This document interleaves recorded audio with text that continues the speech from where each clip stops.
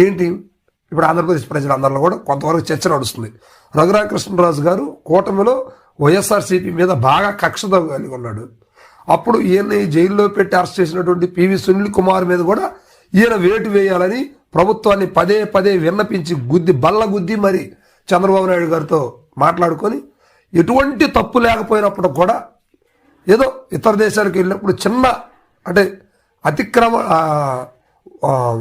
ప్రభుత్వం ఇచ్చిన వాటికి సంబంధించి ఉల్లంఘించాడు, ప్రభుత్వ అనుమతులను ఉల్లంఘించాడు అంటూ ఒక చిన్న అంటే అది సిల్లీ కేసు అనమాట.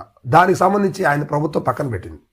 యాక్చువల్గా ఇప్పుడు ఆంధ్రప్రదేశ్ డీజీపీగా ఉండాల్సిన వ్యక్తి ఎవరంటే పివి సునీల్ కుమార్ గారు.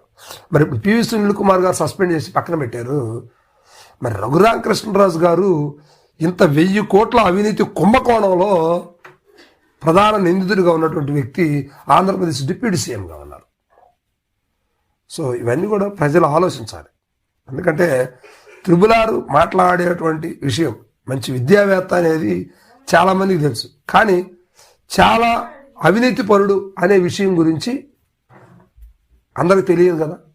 సో ఇటీవల ఈ విషయం సంబంధించి కూడా పేపర్లో రాయటం జరిగింది, టీవీలో కూడా శాటిలైట్ ఛానల్స్లో కూడా చాలా దీనికి సంబంధించి జరగడం జరిగింది. సో ఇప్పుడు రఘురామకృష్ణరాజు గారిని ఖచ్చితంగా సుప్రీంకోర్టు తీర్మానంతో అరెస్టు చేసే విషయంగా అడుగులేస్తున్నట్టు కూడా సమాచారం.